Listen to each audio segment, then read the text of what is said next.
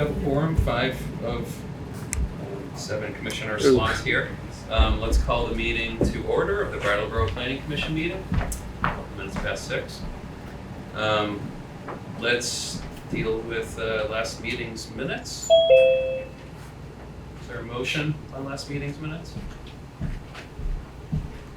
I'll speed things along. I'll move to approve December 2nd's minutes. Is there a second? Second. I think John got that one. Any comments? Any corrections on the minutes? Dan? Yeah, I just wanted, maybe this is a general comment, but I'm because I've noticed this before, but there is a piece of the discussion of the water and sewer district zoning discussion, specifically about option 3, that just is omitted in the minutes, and I don't actually mind if it's omitted, but it's just salient to what we're going to talk about tonight. So I think it might be important that that piece is in there. If you look at the recording, or if you remember the idea that the option 3 had a question mark in your memo, Tom, was just something that I brought up, and it's just not in the minutes. So if it could be added, that might be a good idea. Just in general, it seems like sometimes when a discussion like that happens, it's not in the minutes, but I'm just going to leave it at that. If you want to add it, that'd be great. Is this under the public proposal? No, this is under Tom's proposal? Yeah. Okay. I can add something. I mean, sometimes I'm just doing it for my notes and I get a little lost in the conversation in the meeting, but I can watch the tape and add that, and then we can bring the minutes back. Dan, do you have a sentence or something to add right now off the top of your head, or would you like staff to? Just that the observation or point was made. It doesn't have to be naming me, but that the idea of discussing an option 3, which on your memo had a question mark. So the question was raised that there is an option 3 with a question mark on the memo. Let's discuss what option 3 might look like. That was part of the discussion. Okay. That makes sense. Yeah, it does to me. Sue's nodding her head and jotting that down. So, Okay.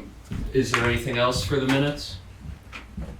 Okay, so with my motion to approve the minutes, I'll accept that amendment to it that Dan communicated and Sue jotted down. So all those in favor? John's hand is up here. Mine is as well. It's Bonnie's, Dan's. Lindsay's hand is up. Gary, do you want to vote on that, or do you have a different vote? Oh yeah, you weren't in attendance, and you're. Yeah, I wasn't in attendance, so yeah. You're going to abstain, Gary? Yes. Okay. Moving on to announcements, the only one that comes to mind for me is that we lost a commissioner in the sense that they resigned, Sarah.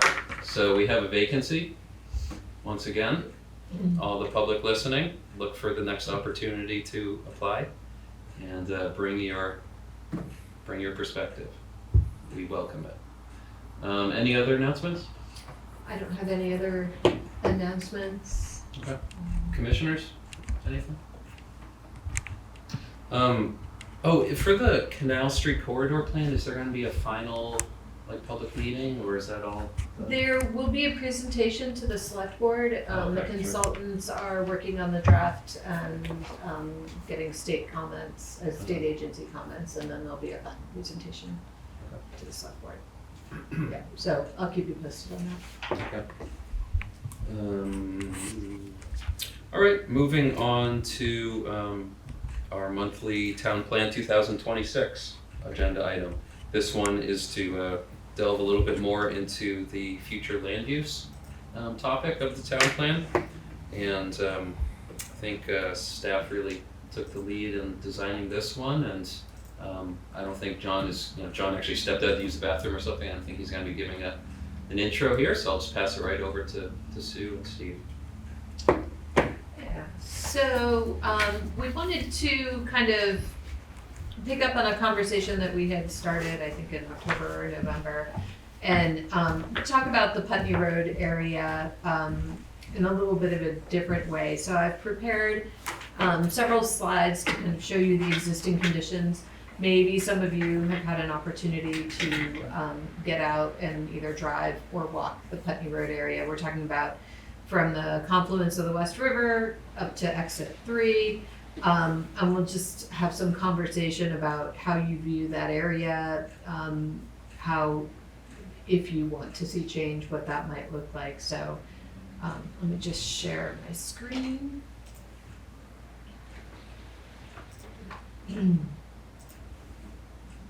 Okay, and so Sue, can you just, I wonder if every commissioner knows like the point of the future land use part of the town plan and. yeah, sure. So a land use chapter is required in the town plan. We are required to address the existing land use, the conditions. So that might be a conversation about the land uses, maybe the development pattern. Those are some of the things that we look at. And we are required to have a future land use section of the plan. And that is what provides basically the guidance to future zoning regulations, to what might happen in that district. It doesn't have to be so tightly close to the zoning district boundaries, but basically it's supposed to communicate how Brattleboro views that area and what kind of uses and development pattern and that we want to see there. So it is a required chapter of the town plan. So basically, what I want to do tonight is to identify if we want to see change that the Planning Commission is thinking about for this area, and then focus on areas that we might need detailed discussion, planning, or targeted investment, because as you'll see as I go on in the slides, you know, what we talk about could have, if we want to see big change, it might have big implications. John? Also, Oh, sorry. just to make sure I understand, when we talk about these, we possibly could talk about all sections of the town. We're sort of starting out with the Putney Road area because we've had a number of discussions about Putney Road. If you remember, we had somebody come in and want an amendment about Putney Road. There's certainly, at least in my mind, a lot of question about whether Putney Road is properly zoned. And so the discussion about what we want the future to look like for that area of Putney Road, as well as how much resource we're willing to commit to it as part of achieving our strategic goals, is probably a great one to start, right? And, you know, I mentioned zoning, that the future land use does set up what our future zoning looks like, any zoning amendments we might make. But for the purposes of this discussion, I don't want to get into, you know, things like how big should the setback be and what should the building footprint be. Although we might talk a little bit about, you know, the development pattern, but kind of keep it at a higher level. So in terms of existing conditions, and I'd invite you to kind of add on. Where we're going to start is at the Veterans Bridge. So as you look at the picture at the top, that is the marina area. So the West River, you know, is kind of a defining feature, at least of the southern portion of this. As we move up the hill, you'll see in the lower picture that there is a real lack of pedestrian infrastructure along the corridor. Over the years, we've been able to get an RRFB near the intersection where NECA is. We've been able to get a crosswalk at Hannaford's, or at least a cross signal, but we've had to work really hard. It's state highway, and so there's little pieces of sidewalk here and there, but there's no real pedestrian infrastructure. You'll see, I'm just going to go through these other kind of existing conditions that I observe in the area. And you'll see them on the slides as we move forward. there's wide open areas of driveway. They're not really well defined, and so it's a very auto-dominated environment there. There's linear retail development, so basically it's kind of strip malls, and they're all kind of along the road, so it's not going very deep back for the retail development. In addition to kind of the large wide open driveways, there's also really large parking lots that are situated in front of the building, like between the street and the building. I mentioned, it's so bad I mentioned it twice, there is a lack of pedestrian infrastructure. There's a lot of single purpose retail. I mean, there's a couple of strip malls, but then there's a lot of just standalone buildings with retail. There's limited residential development. Most of the residential development that is in this corridor is multi-unit. There are a handful of single unit buildings. There's quite a few vacant lots and underutilized lots. And the street network, so there's a lack of connected street networks. If you got off of Putney Road and you went down Technology Drive or Landmark Hill or Chickering, they just don't connect anywhere. They're kind of stumps. So here's some more pictures. This top one on the left is looking at one of the areas where we were able to work with the state to get some safety enhancement. Yes. Your list on the previous page, do you view all of those things to be negative? No, Not necessarily. not necessarily. Okay. The bottom, where Top of the Hill Grill, that's kind of just showing one of those kind of wide open, expansive driveways where there's kind of no control there. And then One Stop Country Pet, I mean, there's multiple retailers in that kind of plaza, but generally it's kind of aligned along Putney Road. Here's just some more images. The one at the top actually was an attempt, you see that kind of, they call it an access road. That was an attempt that the state made, I don't know how long ago, it was before I got to Brattleboro, to kind of clean up some of the uncontrolled driveway accesses. But you're seeing on the image to the right, Sherwin-Williams and the former bank building, that's kind of getting at that single-use retail. And this was a neat shot that I found online from the Brattleboro Reformer that I think this is looking south, so this is, the intersection of AutoZone, so that's Landmark Hill, and I think it's Technology there, Drive on the right. What I like about this photo is if you look to the far left, you'll see, if you can see my cursor, this is where you have some of the multi-unit residential. You can see the West River. So if you're in any of these parcels up in the Staples Plaza or Aldi's, or even to kind of where Aaron's is, there's some really nice views of the West River there as well. It's kind of a higher plateau. And of course you can see the wide road. Do you see Gary's? Oh, I don't see, go. Oh, Gary, do you have a question? Or?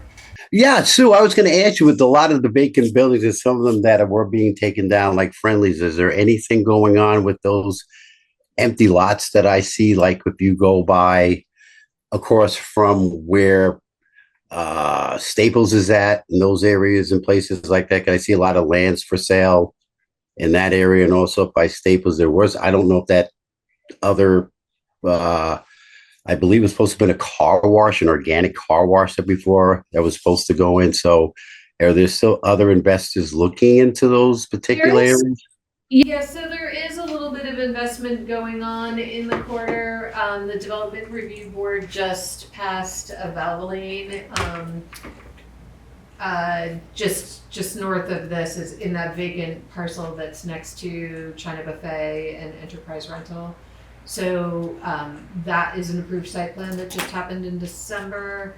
And we have interest a little bit up near the Black Mountain Road for kind of, there seems to be some potential development that's going on there of a small we think we'll see it before the development review board, maybe in February, so.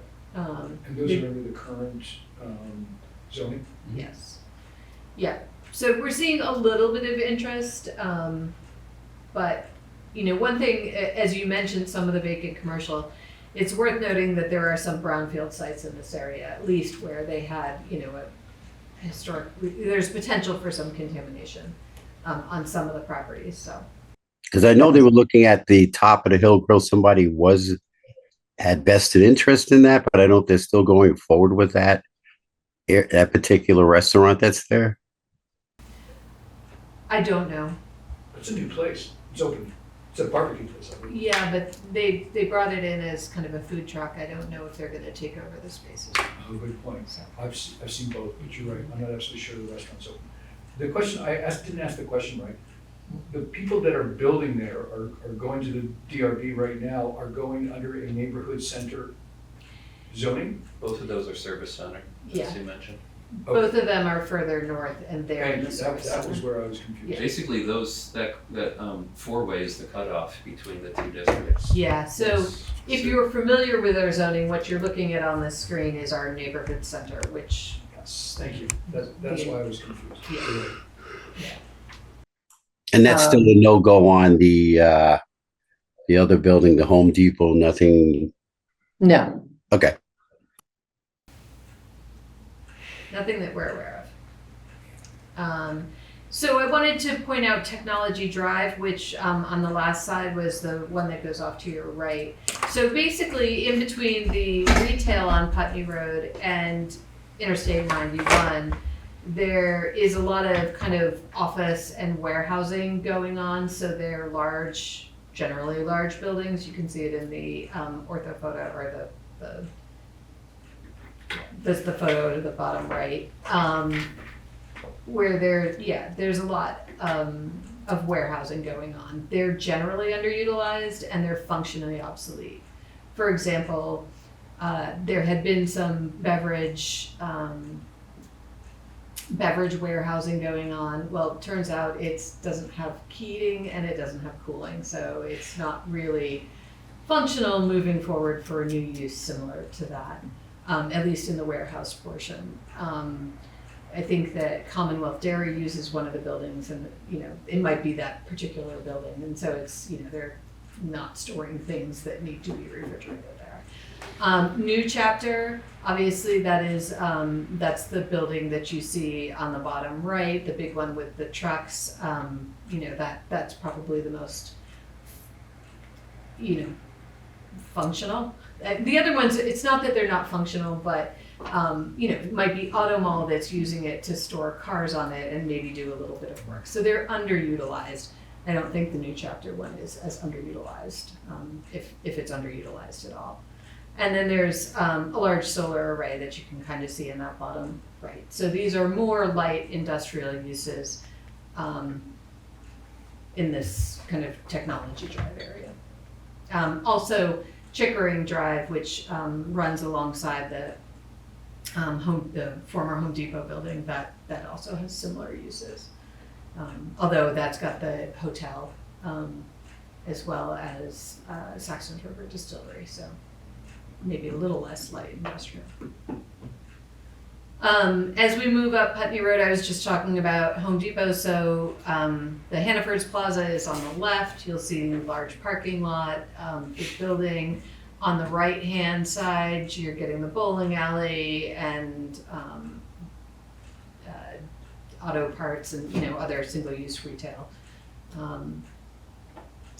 And then as you go a little bit further north, we get into, we call them traveler services. I mean, it tends to be the fast food, the gas stations, other uses going on. But what I would point out here is on the east side of Putney Road, in between Putney Road and there's kind of a buffer, but on the river side of it. In the back, there's some kind of industrial uses back there, or there's a bus depot. If you look on the right side, there's a bus depot. There's storage units that are being stored, and there had been pallet manufacturers. So there's a real industrial paths to that part. And there's some wide open expanses too, so. Sorry, wrong way. And I'll just list some assets, then I think that maybe we can talk about existing conditions and assets before we move on to the next section. But what I thought were some of the access is that you can access and view the West River from a large area of this. There are flat developable parcels. It's a large retail area for southeastern Vermont, and it's kind of a hub, obviously large grocery store and gas stations and fast food, hotels.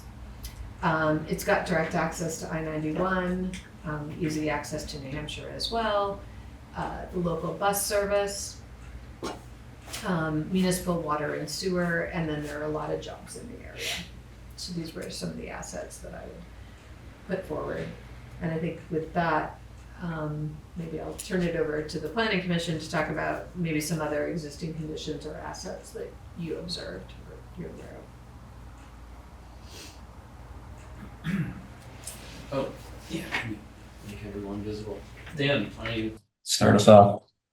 Sure. So from the last picture, and maybe to add to your list, I don't know if this is an asset exactly, but it's a condition, which is the railway line. So in your last picture, it goes along the bus depot side on the Connecticut River side. Yeah, right along there. That tree lined area is actually covering up railroad line. Yes, it does. Yeah. It's quite a bit lower in topography, right? It's not. Kind of just a little bit though. I've been back Oh. there quite a few of those properties, and it's pretty much right there. Oh, Yeah. and I was going to say, yeah. I think there's a spur somewhere near, like a former spur. Yeah. And anyway, it does affect those properties in terms of sound, noise. Hey Dan, is Sure. the railroad usable? And I don't know the technical terminology, but I mean, could you actually use the railroad running behind there for a particular business? It's oh, you mean to access it, like if there Yeah, were a yeah. stop? Yeah, I suppose that's a good historical question. I would think there may have been that sort of use in the past. I don't know. But I don't, it's not now, but Yeah, I can look into that. If I recall, I know there are some railroad spurs north of the exit 3 roundabout. I would have to see if there's any spurs that exist still in this area. I don't know the process for getting a spur activated, but I would imagine there is a process. Could we ask for that research? It would be an important part, I think, of current assets. Yep. To know whether or not you could put a spur in there. Yeah. There is a part or two in our current town plan that says to, like retain or protect or recognize accessible parts of railroad for industry and like site industry there or zone industry there. And I know, in the southern part of town, the southeastern part of town where like Sir Sosimo lumber is, and that's one of those areas.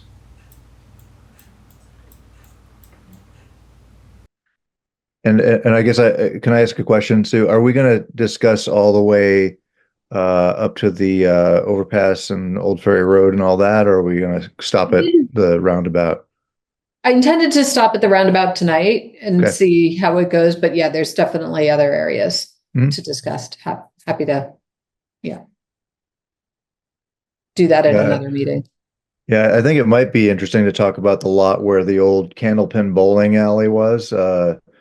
You showed a picture where it's north of Hannaford's. Oh, this one, kind of in here.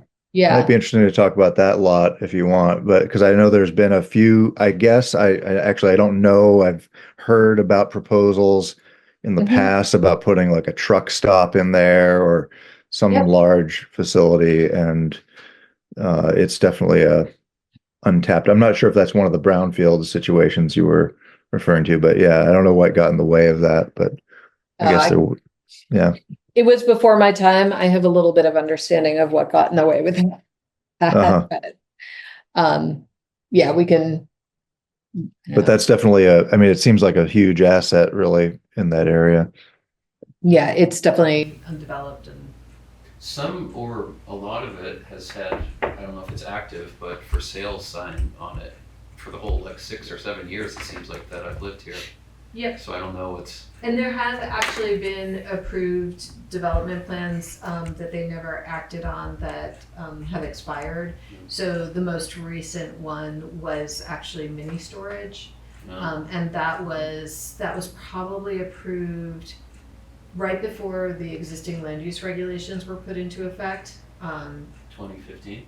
Yeah, they may have gotten approval in 2014, may have been 2015 before we approved it. Because that would no longer, like what they were planning would no longer be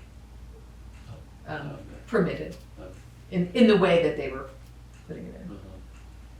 All right, Gary, we're focusing on assets for you, Sue?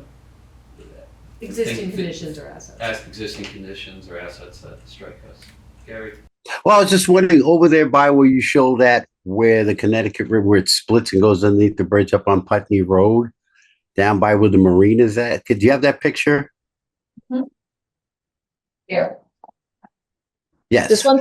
So this one here, I was just thinking out loud. Too bad we don't have a ferry service, but just saying that, perhaps on the waterways too. Are there any businesses other than the marina back that way?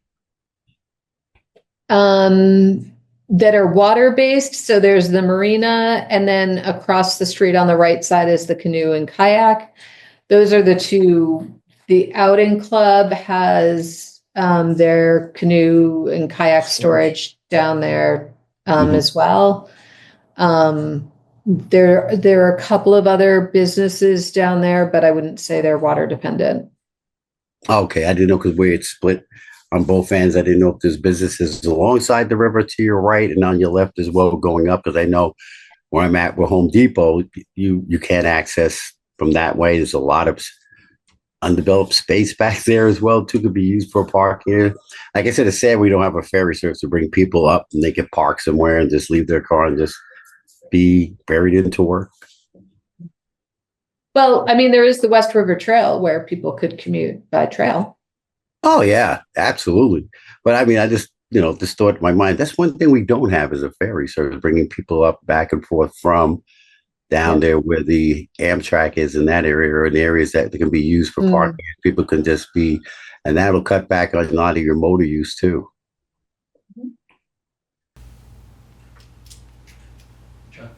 Yeah, this is a great discussion. I'm personally more in line with what I was hoping to get out of the last time we did one of these presentations, but I do want to make sure we leave enough time for what I consider to be sort of the punchline, which is what do we want it to look like in the future, and what are some of the issues surrounding that, as what are, how much of a resource, for example, are we willing to commit to it. So no criticism at all of the conversation. I think it's great, but I just want to make sure we leave enough time to have that conversation. Yeah, I don't see people. I personally think, Sue, you did a great job with the existing conditions and the assets. I'm trying to think of another thing or two beyond what you wrote, so I'll keep thinking while Lindsay goes next. Well, looking to the future, there's a lot of underutilized vertical space. That's why we reached out to the businesses earlier this year to see if they were interested in developing housing. So as far as future land use, I'd like to see us use more of the vertical space and focus on existing gray and brown spaces and redeveloping them. Gray and brown. One thought I have that I don't think you wrote about, Sue, is that, although it's close to some of your points, is that it kind of is married to the idea of it being a regional hub and auto-dominated, but this isn't my personal perspective or preference, but I think it's very easy and user-friendly in this auto-dominated culture for people to get their needs met there. Like sometimes people get frustrated with downtown because of its density and because of the paid parking and because of where can I park? This is the store I want to go to. Where can I park? But the Putney Road has what, let's just say, modern conventional American culture provides for an auto-based It's true. clientele, customer base, which is just like you drive, you see the big signage, you go right to it and you park in front of it. Simple. Whether or not it's a compact or efficient or sustainable way of development, that's a different matter. But it's what people expect who are from afar, or it's easy for people. It is also, and I don't want to digress too far, Yeah. but in researching the area, Steve reminded me that, it was all farm fields. And so I Right. dug a little bit deeper. And actually, the conversations in 1938 started about changing the zoning because the parking situation in downtown was so bad. So there was this community conversation. And then it was post-World War II that they actually changed the zoning to be commercial and industrial and to require that parking be provided. So the whole cycle kind of flips and then they extended water and sewer up there. And so, the conversion of the farmland started happening. And then in the 70s, McDonald's came in. And then I think that really kind of, accelerated development as well. So anyway. Couple other thoughts I have, and I do see Bonnie's hand, but quickly, that I read something in the current town plan about there's a lot of stormwater that just runs off the sites here, and it's a big impervious sort of area with lots of parking lots and big rooftops. So that that could be something that needs addressing, or continues to need addressing. And then once again with the roads, when I think of the idea of like the early 2000 aughts, what I understand of it, not town plan, but Putney Road plan that then the state listened to and then created that plan we've all heard about for the road with the 4 roundabouts. The idea then, I think people thought that Brattleboro was going to really boom in population and development, and then so here's an opportunity to put all these have a second downtown essentially. Whether or not that's going to happen or not is another matter, but personally, maybe other people don't care or like living right by highways and in front of highways, but I don't think having a lot of housing or focusing housing right on a highway is a great idea for people's sanity or peace or aesthetics. So in my mind, I kind of think that, if there is going to continue to be an auto-dominated road with tons of people from the area and from without passing through, that should be commercial and retail, and You're then categorizing Putney Road as a highway. and then tuck the housing. It's not limited access highway, but it's highway, and then put the housing off. Just to clarify, so when you're saying Putney Road is the highway, not I-91? Right. Okay. Well, and then there's also that highways noise as well. But anyway, I'm starting to get into future. No, I think it's a great discussion. Again, I just think the meat of, obviously, one of the things we want to get to is let's envision what the future would look like. Yeah, that's kind of the next slide. Well, let's hear from Bonnie and anyone else who wants to talk about existing conditions and assets, and then we'll, I guess, move on to the next part. I would love to see if it's even possible to have it be more walkable, because why not? Why not be able to, even if it's stays industrial, it still would be nicer to have it walkable. So I don't know if it would be possible to have some kind of walkway, sidewalks, or because I've driven up and down and had people, walking in the margin of the road, and I really worry about them. But and I would also love to see it. I would love to see more industry. I'd love to see Home Depot be reused for I don't know, retail space, and I would like to see more retail in Brattleboro in general. But since it's already being developed industrially, so I think it'd be great to have more retail. And yeah, move upward. I mean, it doesn't matter if there wants to be, people want to live along there, that would be fine. But I would really love to see it be developed with more shopping. Dan?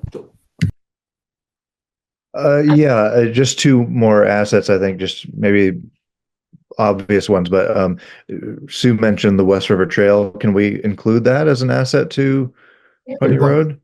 Yep. Oh, great point. Okay. And then just the basic fact that it is a state highway, Route 5. I think we can't really appreciate enough that it is, I mean, historically speaking, it predates I-91, right? So, there even, I would say there's even some historical, asset to that we could, that could be highlighted rather than suburbanizing it, anyway, just the fact that it's a state highway, I think is actually an asset. Well, probably that also needs to be called out as an existing condition because it limits Sure. our ability to do stuff there. I think, Sue, like you were mentioning before. So that's real. Yep. So let's go on to the next slides. Yeah, unless anyone has anything else really burning, I agree. Let's move on to the next thing. I think those are all great points. I just think we really want to get to the next slides. Sounds good. Okay, so, this next slide is what level of change should we be planning for? So, I categorized it, we'll try this, low, medium, and high.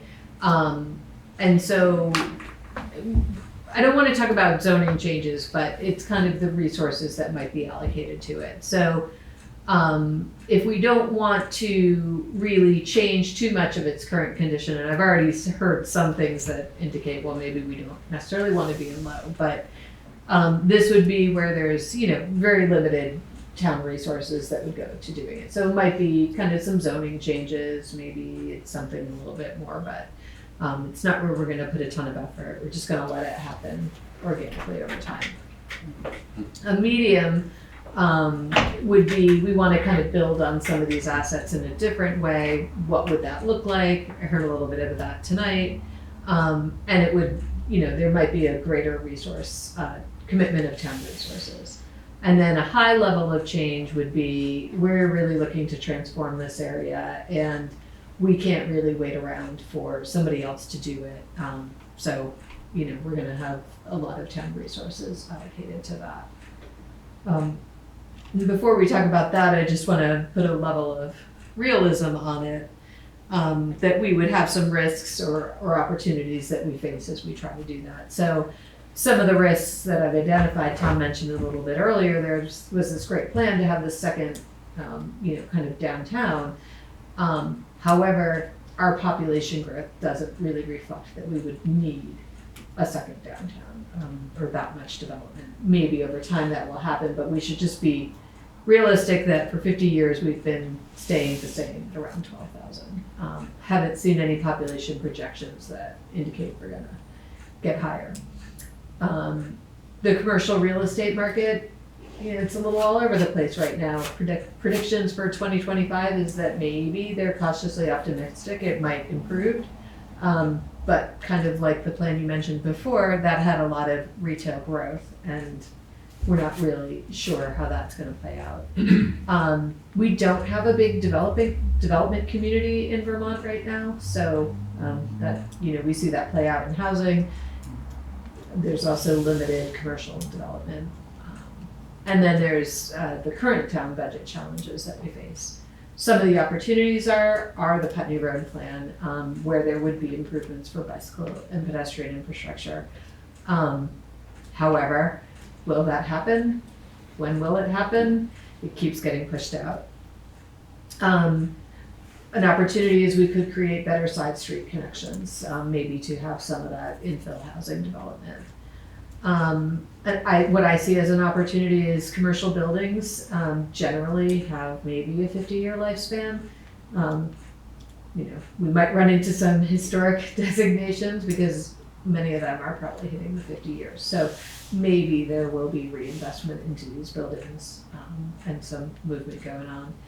And then also there seems to be, because of high rental costs and the price of housing and the lack of housing, within the development community, there seems to be more multi-unit housing being developed because you can bring the cost down a bit better than you can on single-family homes. So those are just some considerations, I think, as we talk about. Can you just speak a moment, because I'm not too sure, I can just guess what the opportunity is with side street connectivity? Like, why does connecting side streets present some good benefits? It could, provide better circulation around the area. It could, if we were building housing, give different layouts that, different organization of parcels maybe that we could. Okay.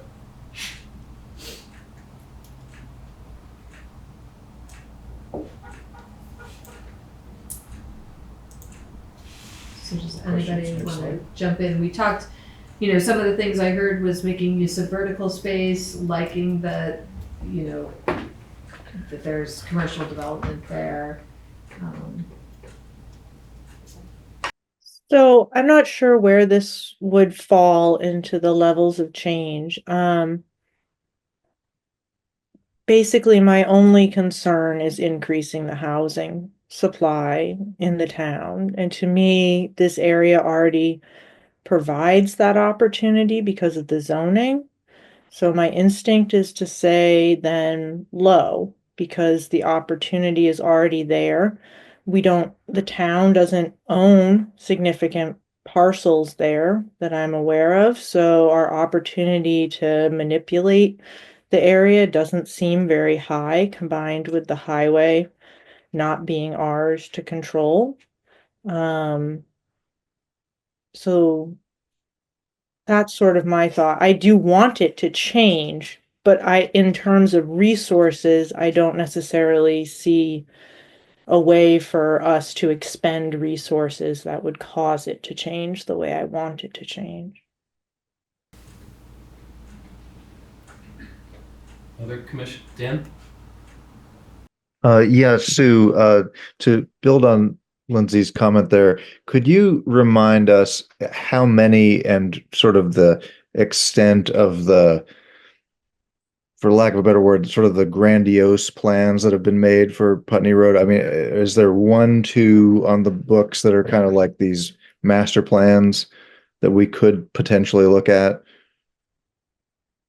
Yes. So there is a preliminary plan that I think was completed in 2021 that shows 4 roundabouts. Yeah.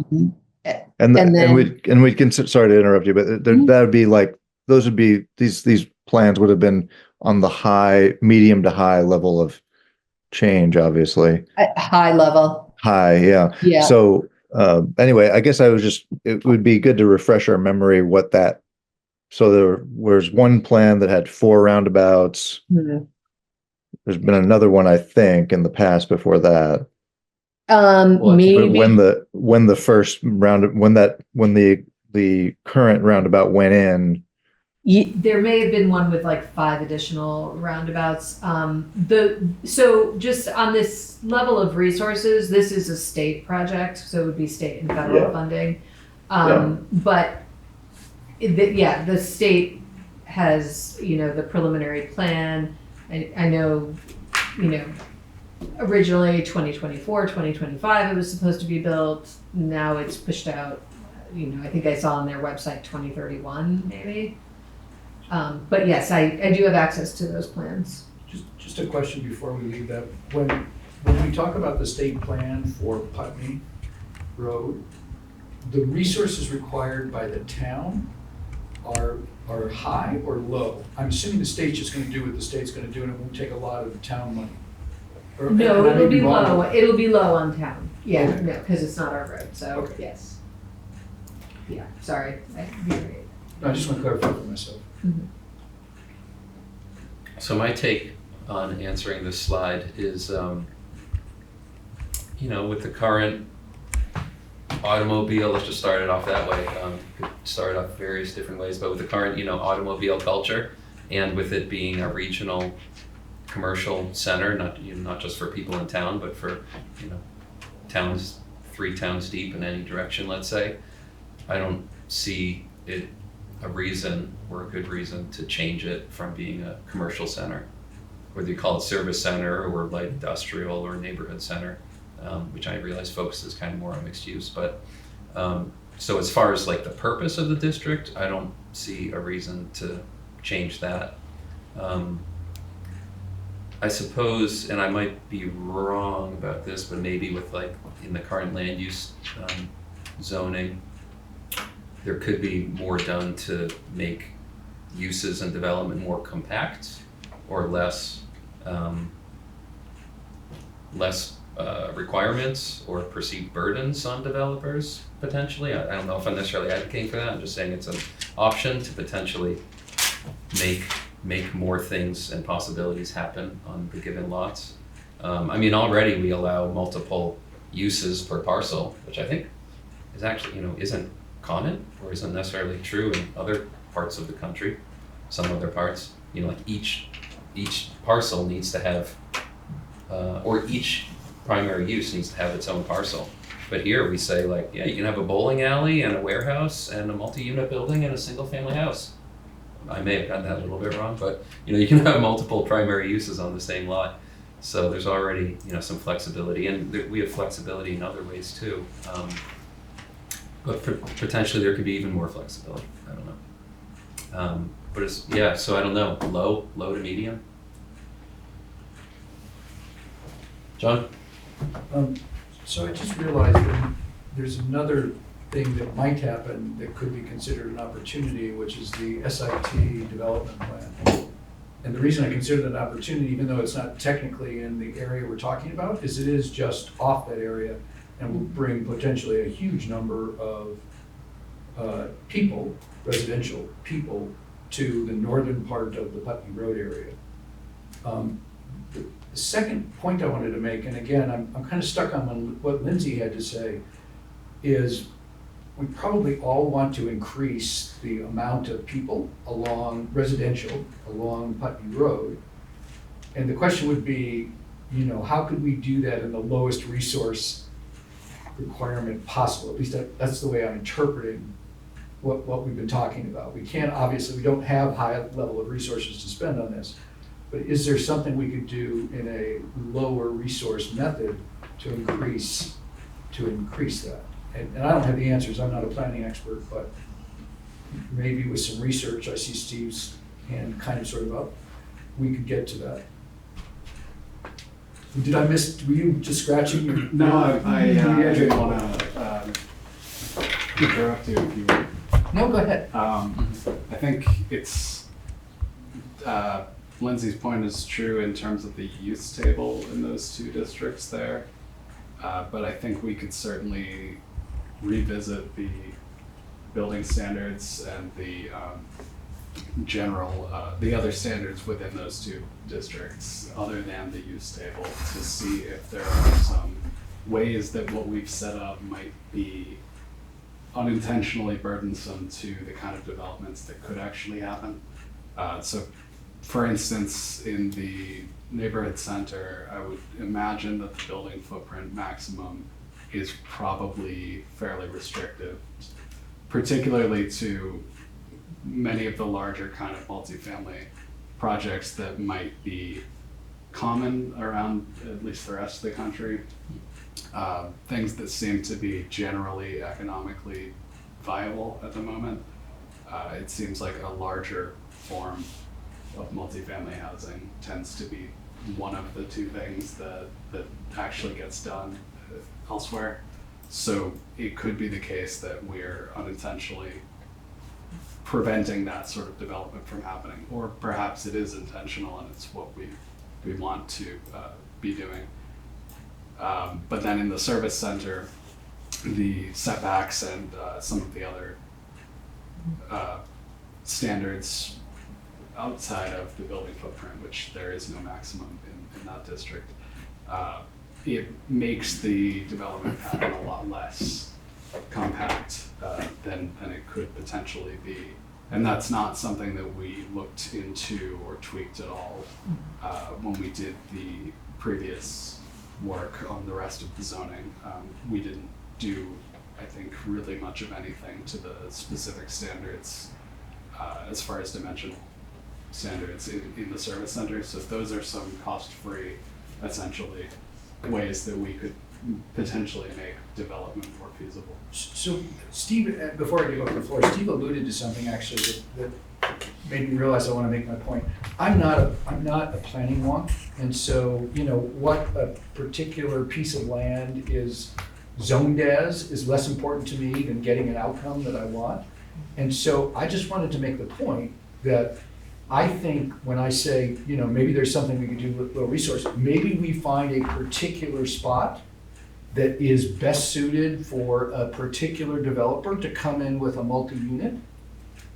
And that's the penguin, if you will, or sorry, is it penguin or is it lemming? Anyway, that's the first one that maybe starts to seed other ones. And we make some sort of special allowance for that happening to encourage it, right? Whether it's in the service center area or it's in the blah, blah, blah area, you know, and I'm not gonna even pretend to understand all of this, but why not, you know, look and say, hey, maybe there's the right place for the right person at the right time, and let's see if we can get a multi-unit in there. What type of job, what type of incentivization are you looking into to incentivize for that particular Well, group? so back to this conversation, I mean, we did this slide deliberately. We don't have a hell of a lot of money in the town right now, right? And we're talking about cutting budget. So it would have to be more creative about laws, perhaps, than it would be about giving people money specifically like tax abatement. But again, I'm no expert. There's good people that could think this through. Yeah, well, and I would also say there are a lot of state funding opportunities for housing at this point. So when Steve was talking, I agree there are land use things that we can do that are at no cost to make it easier. But two other thoughts that I had was, you know, there's a need for senior housing in this region. Right. And there's groups that are working on that or trying to get some momentum on it. Red Clover Commons, which sits on Canal Street, has been pretty popular. Residents there can walk to the grocery store and they can do other things. Now, if we get the pedestrian improvements in this area, you know, this could be a very good location for some multi-unit. It could be great, housing. right? Because back to Tom's point, it's really kind of a second town center. In other words, it is very walkable with some of the limitations that Sue's talked about. But maybe that's a tactic that we take as we reach out for development assistance from the state. We have to find a willing landowner because, as Lindsay pointed out, we don't really own land up there. We've got the police department property, but you know, there's a couple things. You know, maybe we can get students from UMass who can do some visioning and share it with property owners and get some interest. So there are some ideas. So Well, also with the hospitals and all that, looking for people for more visiting nurses and all that, looking to fill that, that's another incentive. Yeah, there's some special needs housing. So I know that this is outside the planning commission's purview, but I'm gonna pitch it again. I think I mentioned it, Steve, to you briefly a while ago. And I'm not gonna put words in your mouth, but I think maybe you're just like, I don't know if the select board wants to take this on or whatever right now. The vacant building ordinance. What about adding vacant land to it and penalizing vacant lands that have just been vacant for a long time and haven't even been trying to be sold or developed?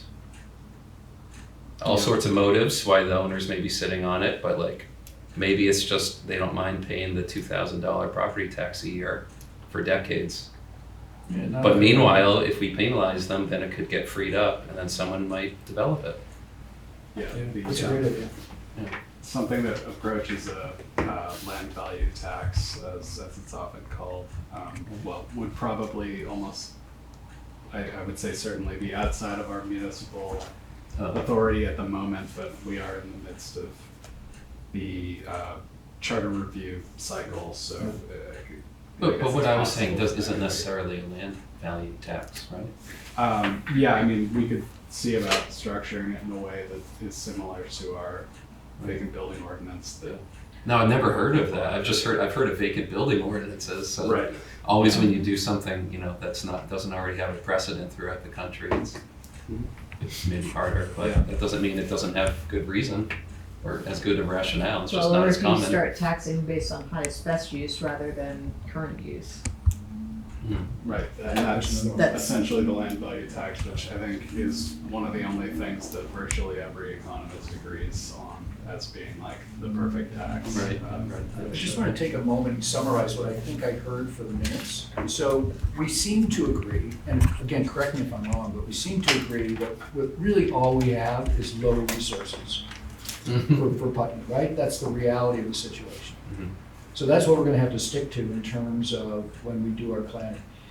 We all seem to agree, though, that our biggest and most important priority is residential, is getting more housing units. And while we haven't necessarily said this, it sounds like multi-unit seems like the most appropriate for this area. I mean, there's no, I walked it today again, there's no, neighborhoods, right, that you can build a development in. Is that a fair summary of where we are so far in terms of future planning, which is really what we wanted to get out of this? And are there other ideas that we need to sort of put on the table for, future high priority use, given that we're restricting ourselves to sort of low resources from the town? I can only speak for myself. I'd say that your summary generally, I agree with. I hold that, but not forgetting that we need the region and the town needs a commercial area and needs job generation. Yeah, by the way, and locations. again, I'm deliberately not trying to get involved in the zoning part of it, because to me, with some limitations, you could put multi-use in the same, Sure.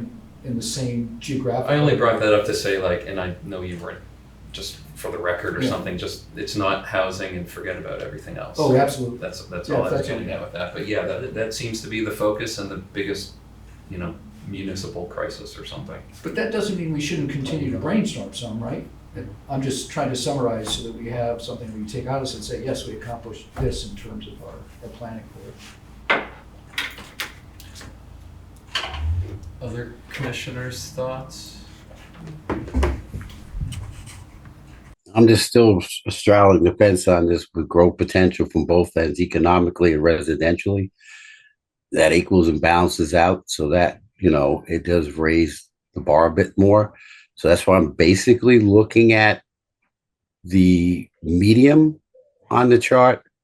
Just gradually grow along with whatever the state and other incentives that come along with that. And I believe housing is going to be building some additional units. With that being said, any other prospects that come along, hopefully this year we'll see how the budget looks. We could determine then from that. So I just think the medium would be this gradually change along with whatever growth comes along with businesses and with the housing and see what happens then. Okay. Yeah, Lindsay? Are there any moonshot type opportunities that the planning staff is aware of in regards to any of the things we've been talking about? I don't get emails from the American Planning Association anymore and things like that, but are there opportunities for some ridiculous huge grant or foundation that wants to come in and transform your town? The only one that I could really think of, and I think it's fate, first of all, there was the transit-oriented development that I think were in the president's, I don't know if it was in the Infrastructure Job Acts or the other act, that I don't think it was development funds, but it was definitely planning funds. That was pretty big, but it's not, I wouldn't call it a real moonshot. And I don't know if it'll continue. I'll have to say. Well, I don't think that this is necessarily a resource thing, but everyone in the town should be keeping their ears pricked for rich people looking to give us all their money. like this happens. I mean, people like the divorced lady from Bezos, she goes out and gives people like tons of money and stuff. I mean, really good at I don't know, like, you never know who knows somebody and who can be like, oh, that was such a nice town. I grew up there. And then, Yeah. goes and gives us, $15 million or something. Yeah, I think somebody in Burlington, somebody up north got some of her money. Oh, see? So, Vermont exists to them. Yeah.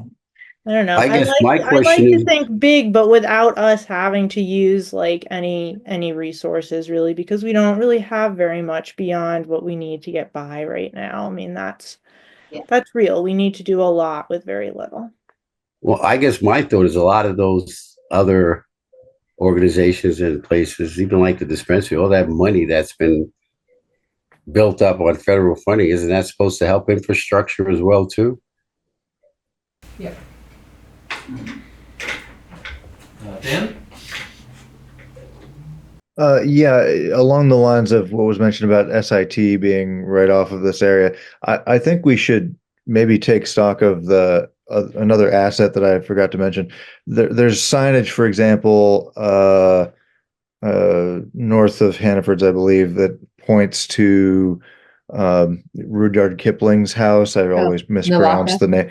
Right. Any historical markers that are along this area, I think we should just kind of, that would be a good thing to, and SIT, so students from SIT walk down there, regularly, and that kind of thing,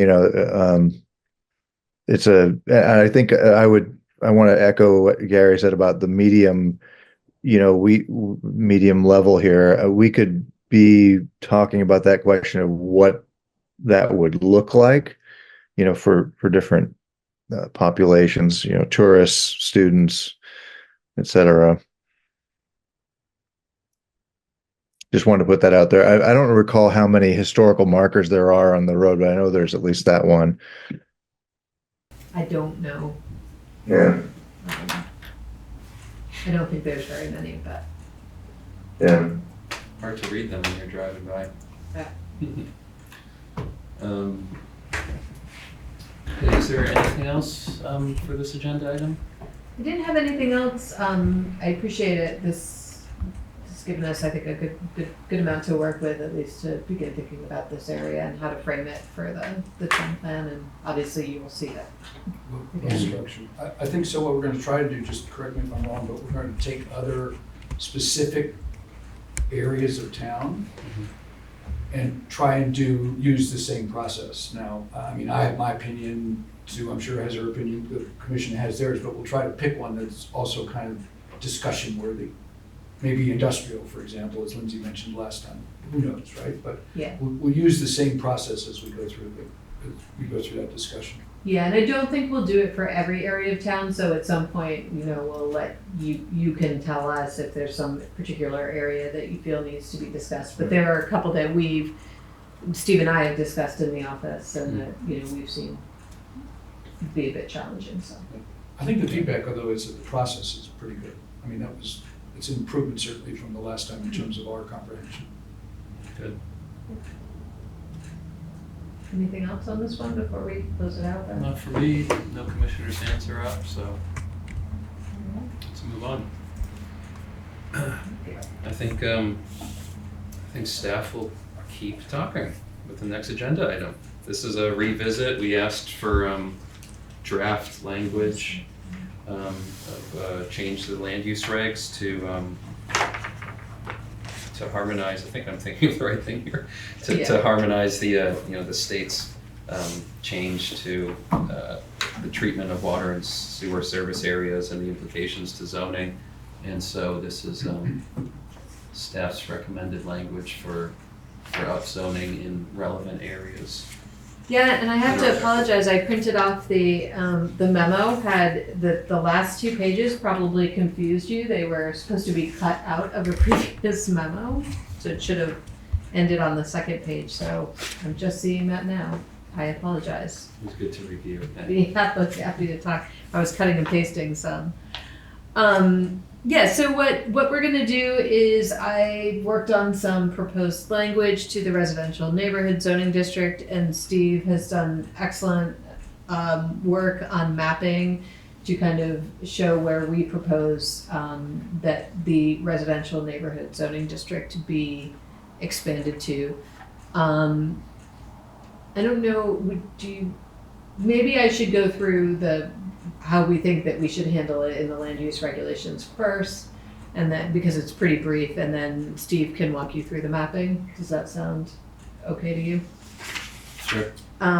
So, should bring it up, but there was the section 226. We had talked about it at one of these meetings of creating a third kind of category of the RN. So right now we have RN 36, RN 54, if you look at that table in section 226C.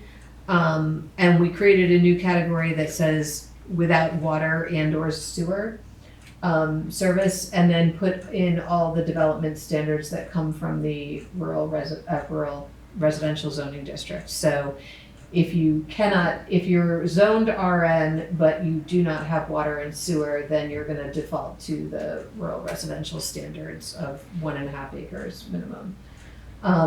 That being said, they could go through the process. They're gonna have to, in the development process and putting together their application, have all kind of the assurities that they're going to have water and sewer in order to get the increased density. And I guess the key thing to remember here is that state statute is requiring a minimum of 5 units per acre. Our residential neighborhood does not have a density limit, so we're actually going above and beyond what the state is requiring there. Are there any questions on the proposed language? I do. So those areas formerly, or what's currently in rural residential, and that you're proposing to be in the RN district, if they don't have water and sewer available, they'll still retain those rural residential building standards. Correct. But then they will have the RN's frontage and building and parking standards. No, they're still going to have the rural residentials. Oh. All the dimensional standards come over. All the dimensional, but our frontage and building and parking standards considered dimensional? No, they're not. Like 226D, E, and F. I don't have that in front of me. And then, I'm just thinking of this now, and so I don't know if that would make certain parcels just like, they would have the dimensional standards of rural residential, but they'd have the building and parking and frontage standards of residential neighborhood. And I haven't looked into this, but I don't know if that makes some odd. Right, well, the building hybrid. frontage and parking standards apply to the commercial uses. They don't apply to, Major site plan. I don't have it in front of me. I should look at my land. To major use site regulations. plan, they apply. Yeah, to major site plan. So, Oh, if you were a lawn and garden shop or something, then yes, it's going to apply. But if it's residential, then no. This seems like a really elegant and simple solution. I like it. Yeah, looking at those parcels, it looks like most of the time, if they were to get developed, they'd just be developed with a single family or a duplex probably, so that potential Yeah, for incompatibility wouldn't happen. I could take another look at it though before. This is just, we're hoping to get some sign off on it and then we can prepare it to move forward. Yep. Yeah, and this is a interim bylaw anyway, so it's not necessarily, nothing's finalized ever. That's but correct. It be certainly isn't interim. final.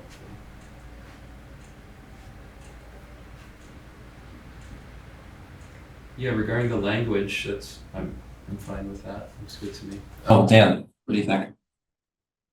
Yeah, this is along the lines of language. I'm just curious, having a minimum density requirement, it seems like we might want to discuss the intention essentially being obviously higher density, but to use the word urbanization essentially, or sort of like working toward higher density housing, for example. I don't know if the word urbanization is correct, but is there a word we could use to explain in a little bit simpler way rather than minimum density requirement?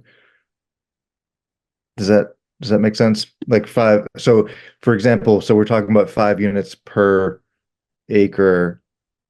That's 1 unit per fifth of an acre. We could kind of put that in context of what a typical, what the density of an urban area is versus, where are we on the continuum? You know what I mean?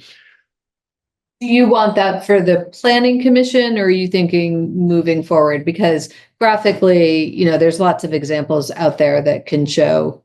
Sure. We could take a neighborhood in Brattleboro and show what that density What it is, would look like. Yeah. what Yeah, and then that density calculation is. So are you asking for that information for the planning commission purposes, or just as we move forward? No, I don't know. I think as we move forward, as we look at the maps, for example, of these different changes, just might be useful to think about. So are we, and I guess I have a question, are we going to be talking about the changes on the maps that Steve made individually and whether or not to make those changes, or that's just a blanket? Some of it, I mean, the way it's blanket, but we want to walk through the process because state statute is requiring it. But I mean, we are going a step above what's being required because moving it to residential neighborhood. But no, I mean, we think we justify why these areas are on there.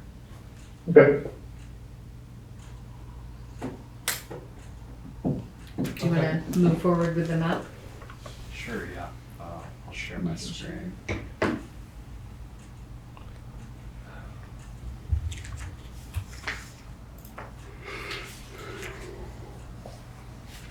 Okay. Can everybody see what I've got up here? Mm-hmm. People on Zoom, can you see that? Yep. Yes, they can. Yeah. Okay, so here we've got a map of our zoning districts, as well as where our existing sewer and water lines are. And then in the blue around those sewer and water lines, you can see a 500-foot buffer around areas that are within 500 feet of both water and sewer. So that's why you see already, I'll zoom in on an example here. Just outside the SIT campus, there are some areas that are covered by, in this case, sewer lines, but not water lines. So those are not buffered by that 500-foot buffer. So if I take all of those off, you can see in the in this sort of burgundy color, these are the areas that remained within 500 feet of both water and sewer that are currently zoned rural residential or rural, depending, and are not under conservation easement or in the floodplain or within wetlands.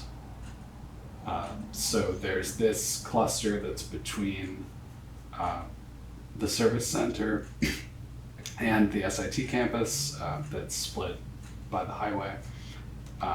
That covers a number of parcels here. And there is a plateau area at the edge of one of SIT's parcels that we're showing as being in. as well as the majority of their parcel that has the existing drive access on the other side of Black Mountain. But there are a few other parcels in the area that are also being shown as in, one of which is the Buttonwood development. We can then see an assortment of other areas that are within those criteria, but are sort of small pieces here and there.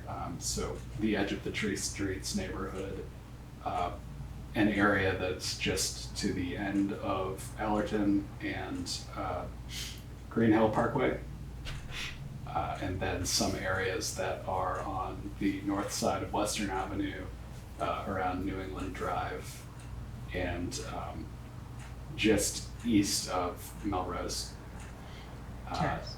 And then there's as well a plateau just to the south of the existing Brookside Drive condo development, and then sort of a rim around the existing Bear Ridge Road. There are two small parcels and then pieces of some larger parcels that meet all of those criteria as well. And the same thing is true over here. This is one large parcel that has two separate areas. You can see one of them is a bit of a rim around the Carriage Hill development, and a plateau accessible through parcels that are between it and Marlborough Road, but is relatively close into Marlborough Road and quite flat. And then similar conditions here to the other side of Sherwood Circle and at the very end of Marlborough Road's former rural business, now neighborhood center zoning area, and some areas on the side of the Mountain Home, the hill that Mountain Home is on, that are plateaus that are within the elevation that we can achieve adequate water pressure, as we saw in the mapping from the consultant that DPW works with. And then finally, we've got these two smaller areas, one of which is the southern side of Old Guilford Road, and going up to the area, the elevation contour rather, that we can actually serve at the moment adequately with our existing water pressure, and then a small area that is just past the Exit 1 Industrial Park. I'm forgetting the name of the street with that. Goldfinch? Yeah, Goldfinch Lane, that clusters around. And so this is showing the 500-foot buffer as what we're using as the defining distance. My understanding is from Dan at the DPW is that there's a criteria of state permitting where going more than 500 feet out is a different level of permitting than within 500 feet. So that seemed to be a reasonable threshold to use. But it would certainly be at the commission's discretion to be more expansive than 500 feet, just because we're showing areas limited to a 500-foot radius doesn't mean that there couldn't be additional areas considered.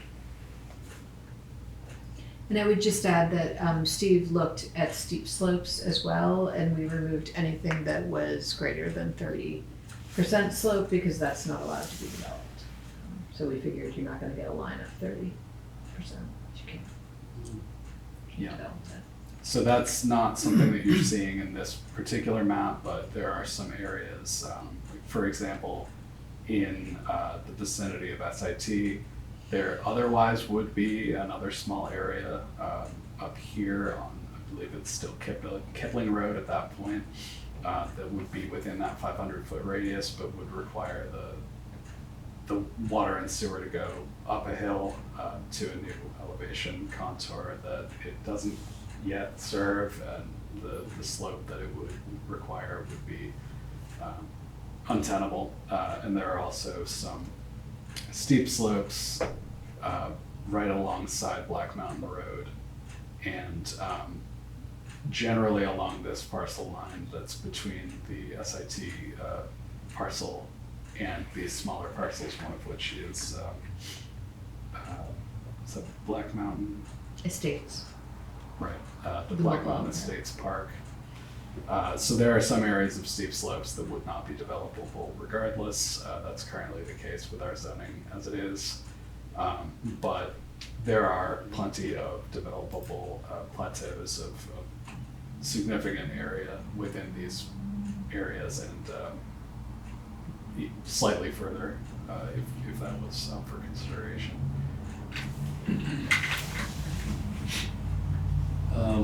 I'll start us off with a question, I guess, which is that this mapped proposal has a lot of what I think is called split zoning. And I did an extremely brief lookup online of split zoning, and some people in some forums were saying, I guess town planners or city planners were the people populating these forums were saying, like, or they were private planners, I don't know, but they were saying that they try to avoid that. So before, if we adopt this as presented, then before that, we only have a couple or few cases of it presently, but this would add dozens of more split zones. And so I have that level of concern because planners on forums on the internet have concern, and Sue does too, shaking her head. But then, not that I personally know much, I mean, I can intuit a little bit of the challenges of it. But then the other thing is, looking at our land use regs briefly, I didn't see an actual policy for how the land use regs treat split zones. I think I've heard from staff before that in the absence maybe of policy, you guys have done something. Our previous regs we moved away from split zoning, and So then we didn't because do policy. it gets so, missed that one. Yeah. We would need a policy. I mean, I would prefer that the whole parcels be in, but we were trying to, meet the best intent Yeah. of the statute. In a few cases, the parcels that would be impacted are quite substantially larger than what's being shown here. Right. For the majority of the parcels that this would impact, it's not a huge difference. I can pull up this is just a different map layer for a totally different purpose, so ignore the colors here, but the particular parcels you can see now. So if I pull back up the serviced areas, so this one parcel of SITs is, it's not that much larger than what we're showing here, whereas there is quite a bit of their other parcel that would not be in under this. So that could just as well be upzoned, but the other parcels that you can see where it would be in question, many of them are not substantially larger than what we're showing, but for instance, this one over here in rural residential that's on the north side of Western Avenue, as well as this oddly shaped one that goes between South Street and Thayer Ridge. Heinsberg as well on the other side, I think, or Bonnieville on the other side. That is quite a large parcel, but the bigger ones would be this here that is off of Abbott Road, but gets close to those suburban developments as well as Marlborough Road, and this one here. The biggest of all of them is right on the other side here. I believe it's the biggest parcel in town, coincidentally. This very small corner of it is within those criteria, but the Right. parcel is gigantic. Yeah, so then in that case, if we were to move forward with giving a part of that parcel residential neighborhood status if they move in water and sewer, then, and then if potentially, then the implication is that the whole parcel could benefit from residential neighborhood, then that's potentially, I know some of that's a mountain, but let's ignore that, with steep slopes, but then potentially that's a big swath of the town, and that the town plan, you know, wants to keep rural changing So I think to being significantly upzoned. the economics of it are just a non-starter, but also we have that covered by the unserviced aspect. Yeah. So I think that particular case, as well as one or two of the others that we just walked through, the last that I hadn't actually thought to call out was this one on Guilford Road that's about 60, I believe, acres. A handful of those parcels could potentially be split, with the remainder of them just going to the parcel line, even if it's a bit greater than the 500 feet. In cases like that one that I believe is one of the Hamilton Farm parcels, it's hundreds of acres. And steep. Yeah, the majority of it is above the 700 feet line that we don't currently serve whatsoever in any of our water pipe that exists. So we would have to significantly expand capacity for the sake of allowing that expansion, and that would cost tens of millions of dollars for the developer to consider. So I think it's not a particularly critical concern, but in those specific cases, we could split the parcel for the sake of not simply upzoning the entire thing. And in that case, then areas that are in that 500 feet, if they don't bring out water and sewer, they still would meet only the rural residential density standards. So I think it's staff's opinion that those few things combined make for an adequate level of protection against unintended, say, sprawl. Sue, were you nodding, or did you say yes, that if we, you know, move forward with this, that we should have a split zone policy added to the regs? If there's going to be split zones, then yeah, we should probably Yeah.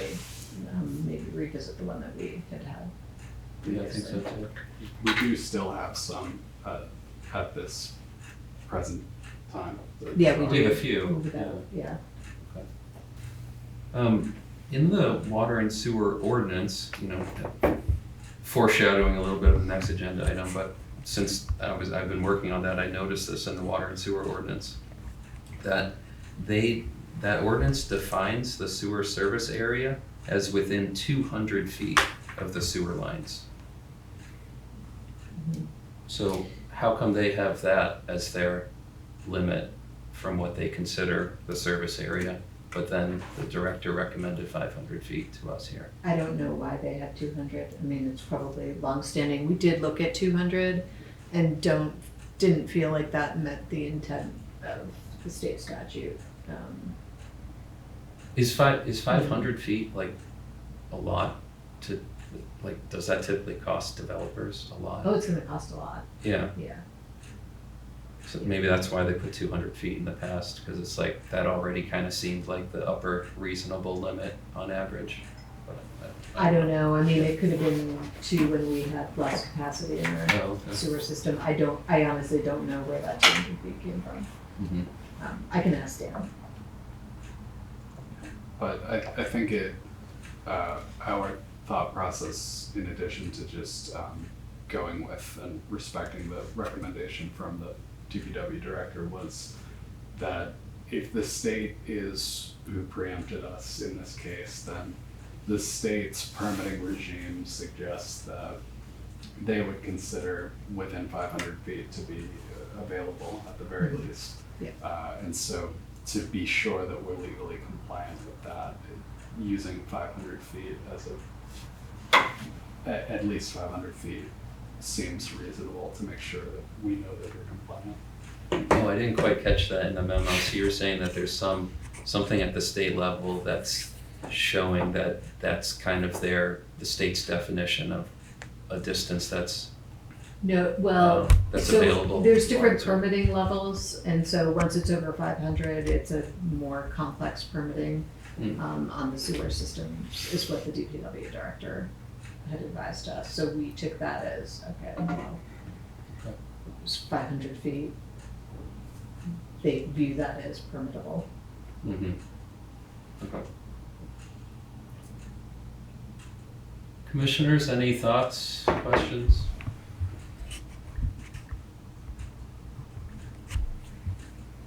Can you No, I scroll? don't have anything. Can you just scroll down a little bit? Okay. Yeah. If there are any specific areas that folks would like to see, or I guess actually I have a question. Sue, could you summarize what we decided on the split versus non-split parcel question? No, I don't feel like I can summarize that. Like, I guess I would throw it back out as, so it doesn't seem like we have a policy on the split zoning right now currently.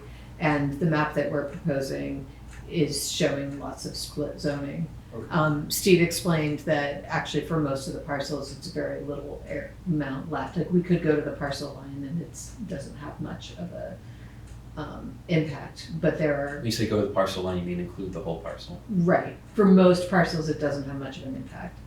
But for Some huge handful parcels of that them, could potentially. there escalate is, that. so we probably, I guess I would recommend that we take it back, we look at it with the parcel lines and then recommend the ones that should be split because they're just too big and Okay. that's one thing that we could do and come back with a policy on I'm what trying to happens get, if I'm trying to someone- get some sort of outcomes expected from this, at least so I understand it. Mm-hmm. So we will ultimately end up with some split parcels, probably. We need to decide which ones we can exceed the state's Mhm. requirements and go to parcel line, and which ones we recommend continuing to split. And then we also need, it sounds like, a split parcel policy, split zoning policy, correct? Is that- Yeah. The only thing I would say is, the state hasn't given us guidance on distance, we're taking about 500 and we thought that seemed like a reasonable. We're thing, using so 500 as yes. guidance. So actually, the second question I was gonna ask was, it sounds like, did we make a decision on 200 feet versus 500 feet? We didn't. Okay, so obviously we have to come out with some solution, not necessarily tonight, but is there a path to getting to 200 versus 500? It was a question I had. I wasn't necessarily Yeah, it was- advocating for it. I don't know if other No, that's commissioners- fine, but I Okay. mean, we have to ultimately, even if there is no quantitatively right answer, we just make a qualitative decision that we decide 200 versus 500, we at least need to need planning staff in a position where the commission has made a clear position on it, in my If opinion. you want to make it clear, that's fine. I mean, I would argue that 200 feet doesn't really meet the intent of the statute, based on the mapping that. Yeah, so I would Steve just say, showed. I recommend that we leave it at 500, and let's make it clear that the planning commission says 500 is fine. Now, I don't know if that needs a vote or anything, but I didn't want to leave it ambiguous. Sure, well, I assume we're gonna either vote or just give the approval or denial to staff to, for this proposal that they brought to us as a whole. Okay.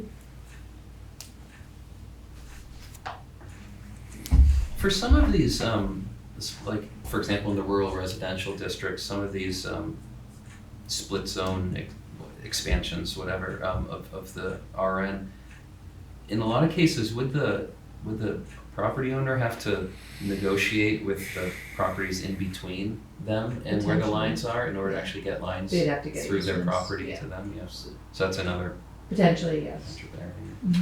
Mhm. So you're thinking you're going to come back with some of the full parcels shown as zones, Yeah, and that considered more, and then a split zone policy as well to go along with this. Yep.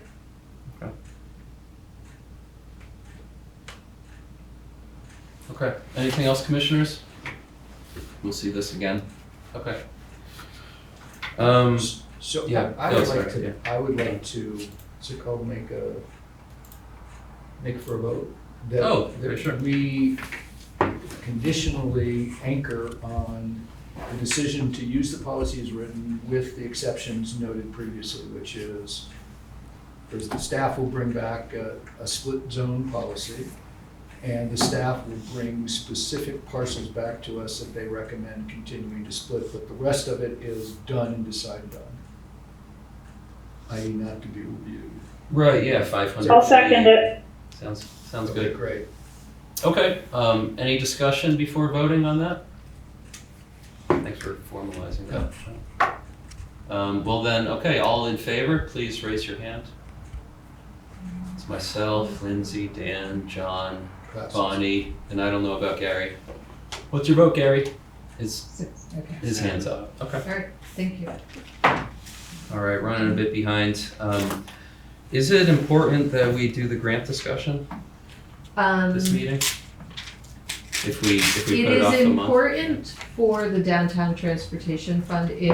However, that is also the one that you probably have the least amount of say in, Oh. but only because that deadline is February. So if you want to give some thoughts on that I can share with the administration, that one's more time sensitive Yeah. than the municipal planning grant. We could talk about that in February. Well, if it doesn't seem like there's already a downtown transportation grant application idea, like really that the town administration has already felt strongly about at this point, maybe we could get ahead of it and have an impact. Does that make sense? Because you were saying we don't have much Well, say in it. the one thought that, well, I mean, the planning commission does kind of have to sign off on the idea, so you do have a say, but Right. it's not necessarily the planning commission's project. Sure, no.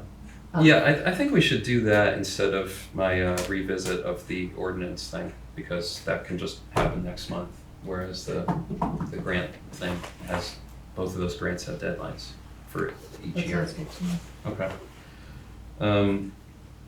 Great, so this is staff's proposing some ideas but wanting our ideas on the downtown transportation grant opportunity and the municipal planning grant opportunity. These are typically every year the state offers these funds. Yeah, so maybe we can start with the downtown transportation grant. Mhm. So this grant, we have done different things over the years. We've done sidewalks projects with it. Most recently, we did the parking kiosks with it. There is a maximum grant award of $200,000 with a 20% match.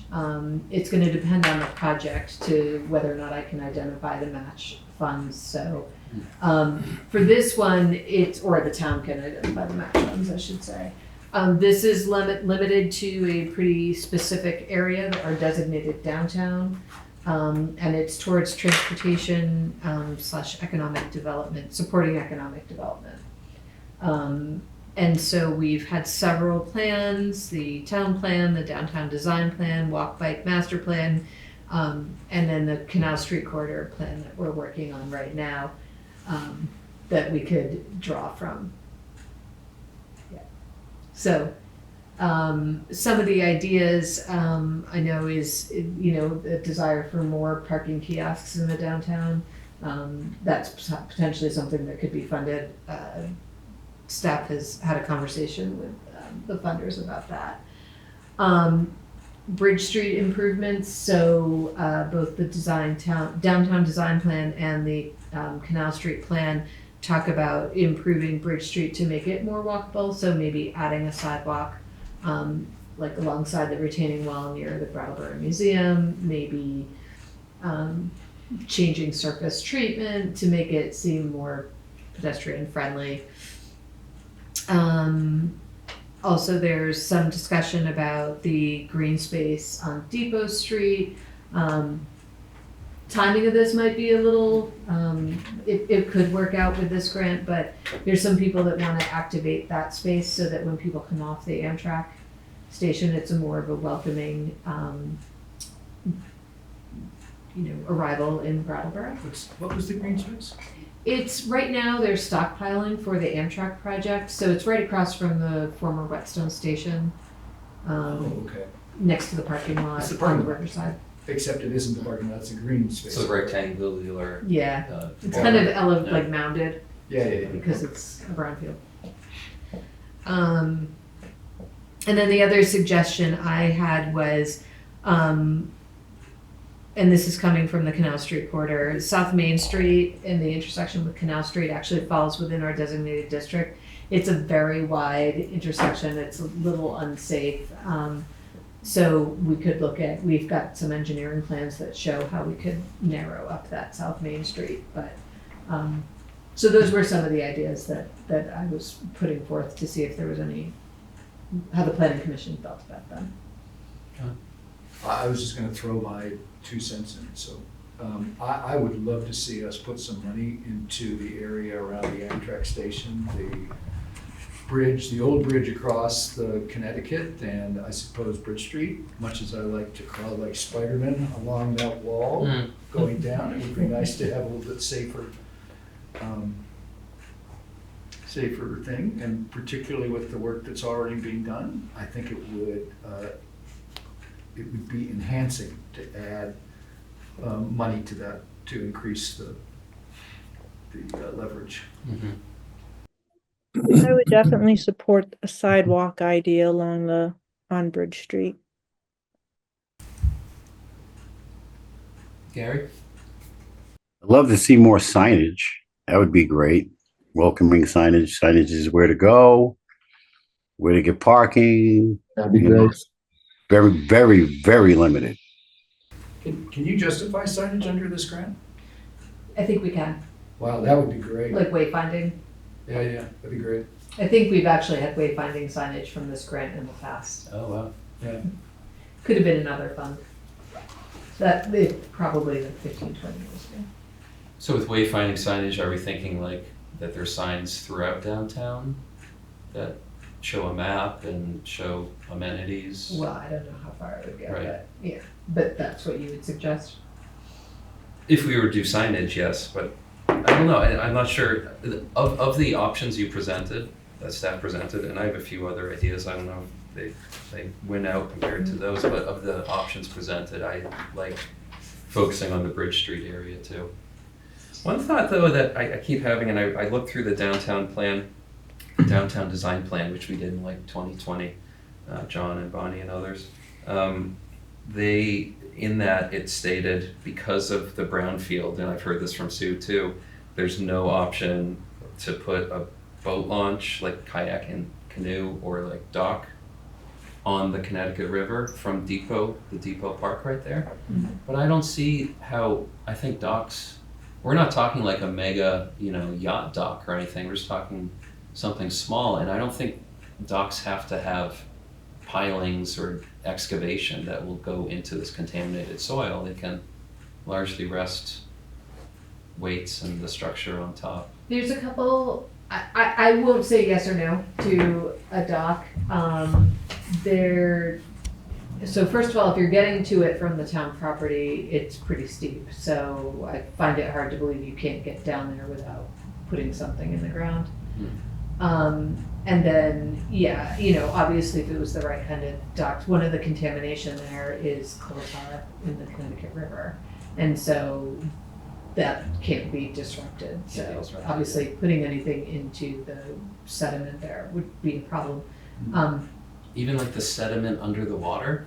Yes, Oh, that's where the coal tar is. not just on land. No, the sediment was found in the Connecticut River. Yeah. There's not been coal tar found on that property.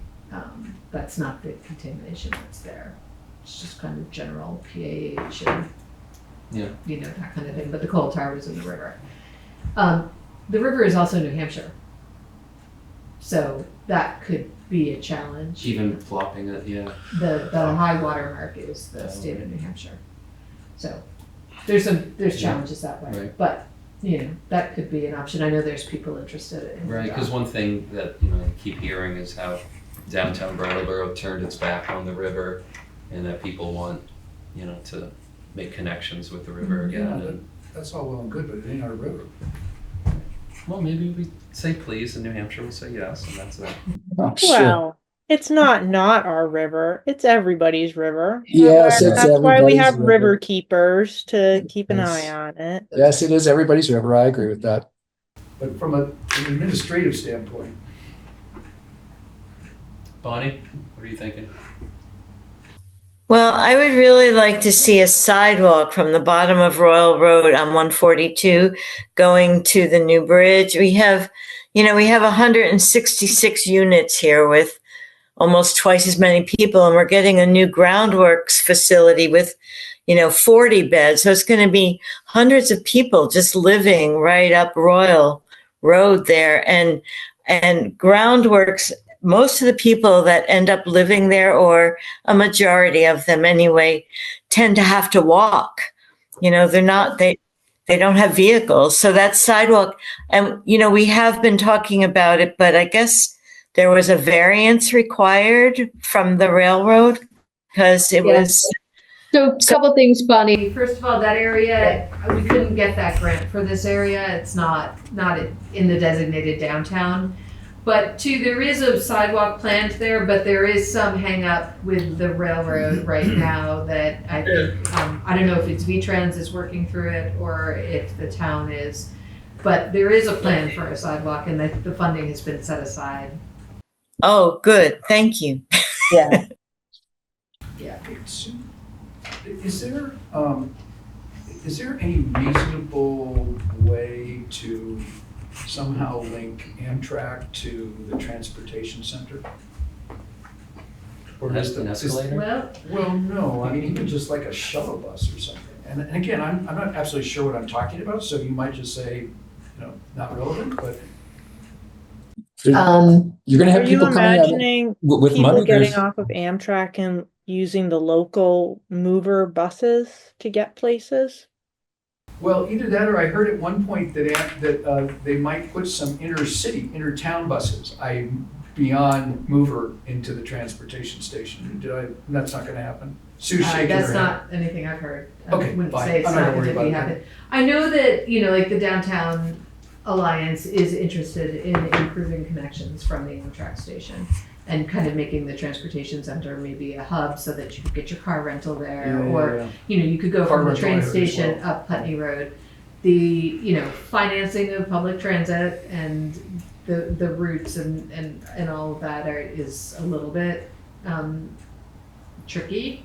I think it's going to take private money to make something like that happen. Honestly, just putting a sidewalk in on Bridge would make a huge difference getting from the Amtrak station to the.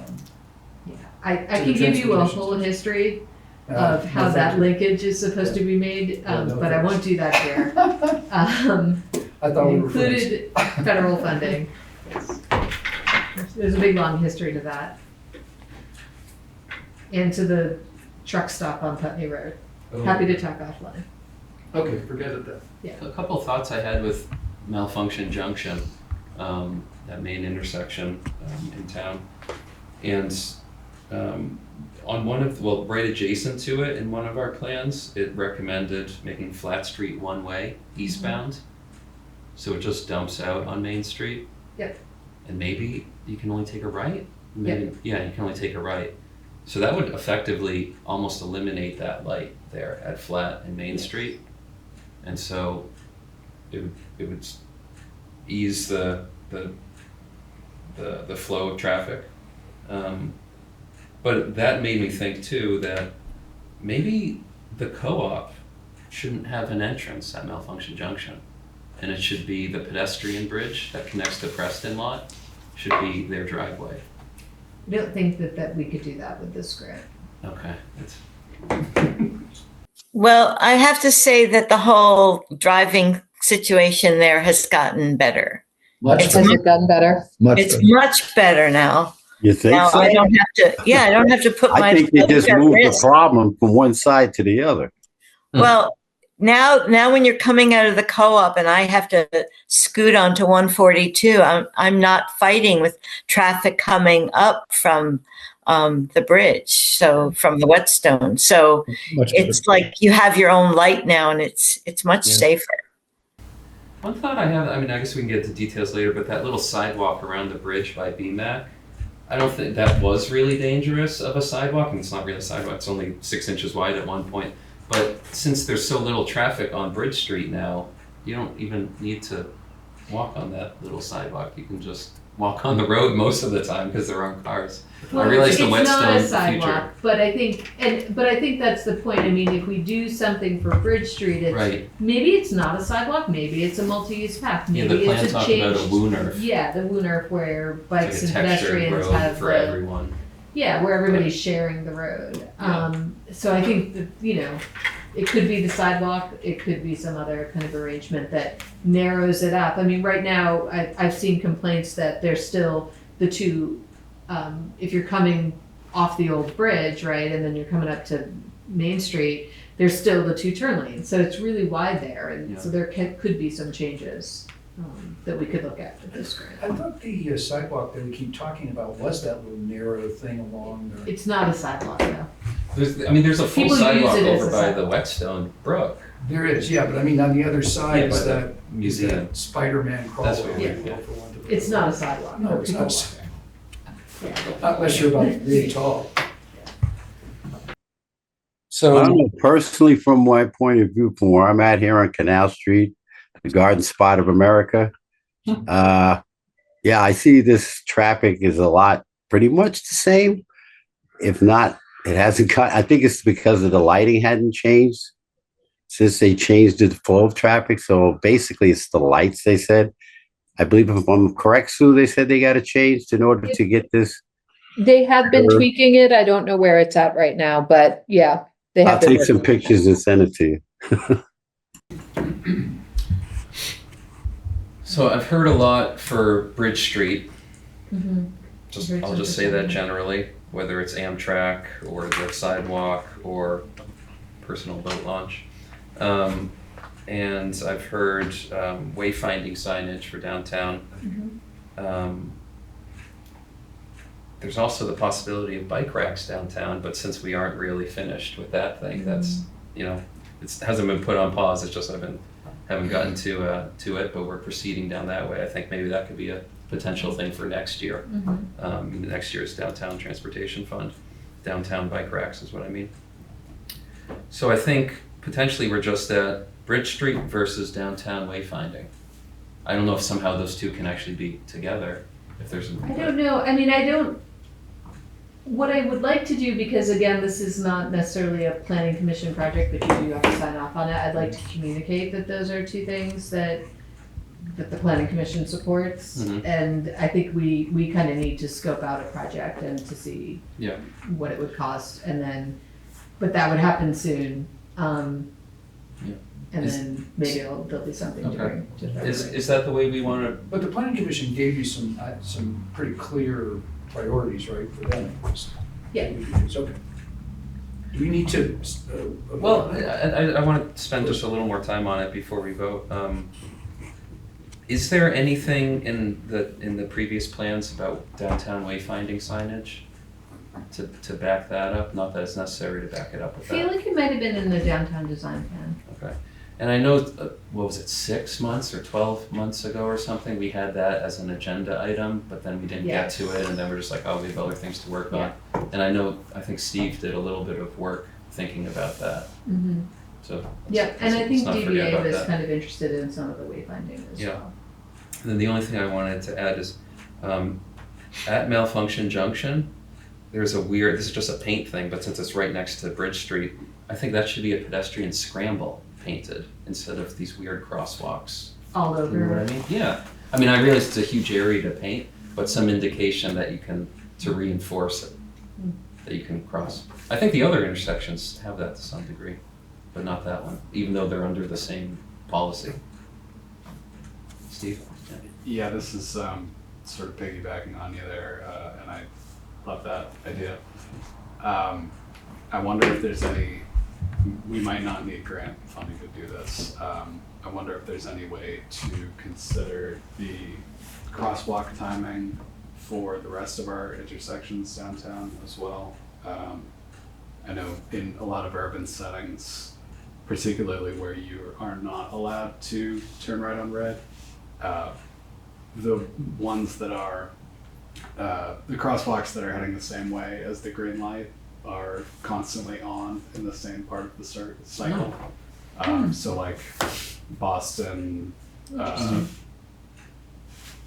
Montreal, New York City, even Vegas, anecdotally, you'd be able to just keep walking and obviously need to keep your head on a swivel and make sure that you're safe, but that wouldn't be a conflict if there wasn't a right turn on red. So to the extent that we could coordinate our walkable downtown via that, it could be interesting to look into. Yeah, and I think that's a good point. I think my point was good, but I'm getting into the details a little bit, which I realize because I just want to show that if you bring it to other town administrators, we have the downtown design plan that talked a lot about Bridge Street, but then we also have these additional, little ideas like better signage for it, or the intersection, or a boat launch potentially. Just, there's a lot of possibility, more so than is even in the downtown design plan. So,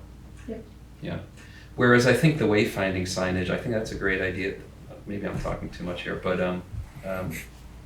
it's the age of smartphones, and so often people, signage is important. I think maybe if it could be encompassed to piggyback off what it seems like the town administration prioritized with removing the parking meters, which was to simplify and make less clutter the sidewalks. Maybe it could be a whole look at signage downtown to neaten it up.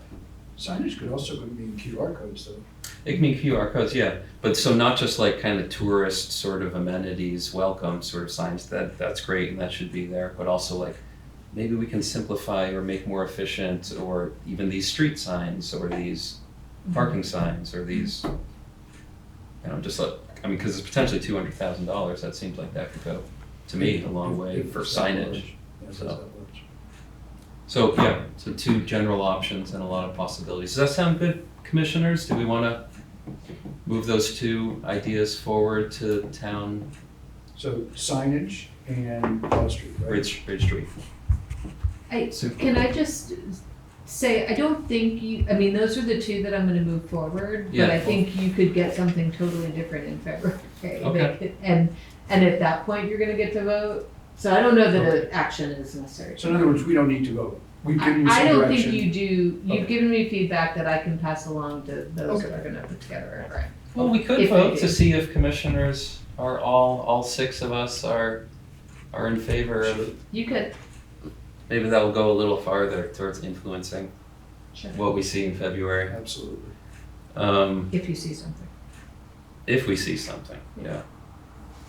I make a Because- motion that we support the idea of wayfinding signage and pedestrian improvements to Bridge Street in regards to the grant. I second.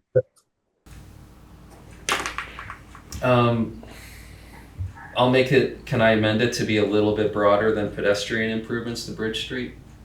To just encompass all that Sure, we're I just talking gotta about? go. So if we gotta do a vote, we need to do it soon. So yeah. You accepted that amendment? Great. Okay, all in favor, please raise your hand. Passes. That was the quickest thing I ever saw, Dan. That's all of us. Hands up. Okay. I move to. Hold on, public comment period, we need to have it. Yes, you're right. But seeing none, is there a motion to adjourn? Because A motion that we adjourn, Tom. okay, Second. all in favor? There's my hand. Okay. Good night, everyone. Thank you.